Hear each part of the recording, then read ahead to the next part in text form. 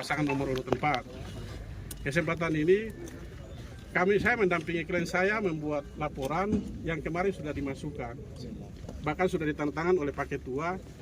Namun di dalam berita yang disebut dengan form B1. B1 itu laporan kejadian pelanggaran pemilu. Kalau B2 itu oleh pengawas distrik atau pengawas lain. Nah, kemarin kami sudah masukkan laporan mengenai proses pemilu kada di distrik Paniai Timur dan proses pemilu kada di Dapil 3 khususnya di distrik Akadide.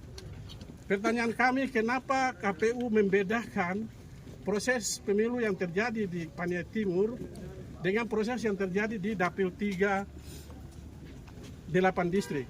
Oke, 2 distrik sudah sampai di kampung. Tetapi 6 distrik tidak sampai di kampung di Dapil wilayah 3. Khususnya, jadi menurut kami sudah diarahkan oleh beberapa penyelenggara, kami punya bukti, sudah diarahkan oleh beberapa penyelenggara untuk kotak suara Dapil 3 atau 8 distrik ini diarahkan ke distrik Akadide, distrik Aradide. Dan di sanalah proses pencoblosan dilakukan pada tanggal 26 logistik tiba, 27 pagi, beberapa oknum PPD dengan Pandis, dengan PPS, mereka melakukan pemilihan menurut mereka dengan sepakat mereka sendiri tanpa melibatkan masyarakat di 6 distrik, tanpa melibatkan kepala-kepala suku di 6 distrik, tanpa melibatkan kepala suku di kampung-kampung 6 distrik. Mereka sepakat dan musyawarah untuk satu suara. Nanti kami tunjukkan videonya, rekamannya kepada siapa. Dan setelah jam 6 sampai jam 7 mereka meninggalkan lokasi distrik Akadide. Jam 9 sampai jam 10 warga masyarakat di 6 distrik yang menunggu logistik tidak datang, mereka datanglah ke Aradide menanyakan logistik. Sampai di sana mereka tanya logistik distrik kami dan kampung kami tidak ada. Ternyata model C-nya sudah diambil oleh penyelenggara ini. Oleh sebab itu, kami bikin laporan untuk pihak keamanan, khususnya pelanggaran oleh pidana pemilu, karena sudah dibawa lari model C 6 distrik. Ini menjadi catatan bagi Bawaslu, KPU, dan Gakumdu, khususnya untuk segera mengambil tindakan, memproses siapa yang membawa surat negara itu model C. Setelah jam 10, masyarakat kumpul dengan kepala suku di 6 distrik. Mereka membuat musyawarah dipimpin oleh masing-masing kepala suku. Mereka menetapkanlah surat suara itu tanpa mengisi di dokumen model C. Ingat, tanpa mengisi di model C. Karena model C sudah hilang dari jam 6 sampai jam 8 pagi, tanggal 27. Dan mereka melakukan itu dengan menulis di triplex. Kita lihat mereka tulis di karton, di dos, bahwa distrik A, 6 distrik itu dibagi sesuai dengan masing-masing kepala suku. Nah, sehingga hasil itu yang dibawa beberapa hari kemarin di Bawaslu. Mereka juga beberapa hari lalu datang sudah memaksa Bawaslu untuk memberikan model C, khususnya KPU memberikan model C, untuk penyelenggara mengisi sesuai dengan sistem noken dan sistem ikat yang diatur dalam peraturan KPU tentang pemilihan sistem noken di Provinsi Papua dan Papua Tengah. Yaitu musyawarah dilakukan oleh masyarakat dengan kepala suku, bukan oleh penyelenggara. Ini perlu diingat.